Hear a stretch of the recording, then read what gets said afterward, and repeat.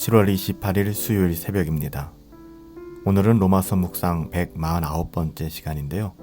어제와 동일한 본문이죠.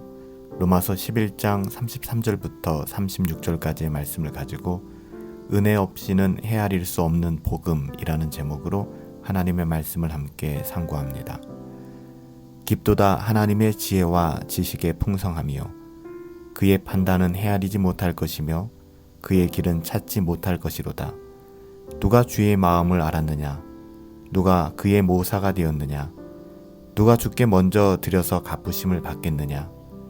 이는 만물이 주에게서 나오고 주로 말미암고 주에게로 돌아감이라.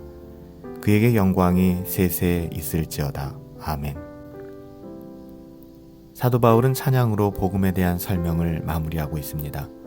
오늘 우리가 읽은 로마서 11장 33절부터 36절은 찬양 아닙니까?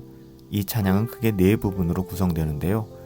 첫 번째 부분은 우리가 어저께 살펴보았습니다. 깊도다 하나님의 지혜와 지식의 풍성함이요. 복음이라는 것이 너무 놀라워서 반드시 이 복음은 우리의 찬양과 감사를 이끌어낸다. 우리가 이렇게 살펴보았죠. 이어지는 찬양의 내용은 다음과 같아요. 그의 판단은 헤아리지 못할 것이며 그의 길은 찾지 못할 것이로다. 33절 말씀이죠. 여러분 그래요. 아무도 복음을 헤아릴 수 없고 찾을 수 없습니다. 복음이라고 하는 것은 인간이 상상하거나 창작할 수 있는 그런 내용의 것이 아니기 때문에 그래요. 한번 생각해 볼까요? 복음의 핵심은 무엇일까요? 예수 그리스도의 십자가죠. 예수님의 십자가. 십자가에 달리신 예수님은 하나님의 아들입니다. 하나님께서는 죄인들을 살리기 위하여 자기 아들을 죽이신 것이죠. 여러분 맞아요. 누가 이런 것을 상상할 수 있겠습니까? 어느 누가 반역자를 살리기 위해 자기 아들을 죽이는 왕을 상상할 수 있겠습니까? 아무도 생각할 수 없는 일이죠. 또한 선택의 교리도 마찬가지입니다. 사람들은 자격과 조건을 따지지 않습니까? 우리도 그렇죠. 자격이 있는가? 조건이 있는가? 지위와 능력을 중요하게 생각합니다. 그런데 하나님께서는 아무런 자격과 조건이 없는 우리를 선택하셨다는 거예요. 하나님께서는 우리처럼 무능력한 자들을 선택하셨습니다. 왜 그랬을까요? 왜 우리 같은 자들을 선택하셨을까요? 네, 우리는 그 이유를 알 수가 없습니다. 하나님의 지극하신 사랑이죠. 그래서 사도 바울은 찬양하는 거예요. 구원받을 자격도 없고 그 어떤 이유도 없는 우리를 택하여 주신 하나님. 그의 판단은 헤아리지 못할 것이며 그의 길은 찾지 못할 것이로다. 하나님께서는 특별히 우리에게 복음을 주시고 그 복음의 의미를 깨닫게 하여 주셨습니다. 그 복음의 의미를 알아갈 때마다 얼마나 그 복음이 깊고 신비로운지. 하나님의 복음은 우리의 생각과 우리의 어떠함, 우리의 상식을 초월하는 것입니다. 여러분 그래서 우리가 가끔 복음을 전할 때 상대방을 설득하려고 너무 지나치게 우리의 어떠함을 드러낼 필요가 없습니다. 우리는 상대방에게 복음을 전할 때 설득하려고 그런 취지로 말하지 말아야 돼요. 복음이라고 하는 것은 말을 잘하기만 하면 이해시킬 수 있는 그런 것이 아니기 때문에 그렇죠. 설명을 잘하기만 하면 납득할 수 있는 또 납득시킬 수 있는 복음은 그런 주제가 전혀 아닙니다. 복음은 은혜 없이는 이해할 수 없고요. 성령의 도우심이 없이는 믿을 수 없는 거예요. 그래서 복음은 설득이 아니라 기도가 필요한 것이고 복음은 설득이 아니라 선포의 형식으로 전달되어져야 되는 거예요. 있는 그대로의 복음을 잘 드러내는 것이 복음 전도자의 가장 중요한 자세이죠. 회심이라고 하는 것은요, 회개라고 하는 것은 우리가 만들어낼 수 있는 것이 아닙니다. 은혜는 사람이 만들어낼 수 있는 것이 아니에요. 은혜와 회심은 하나님께서 하시는 일입니다.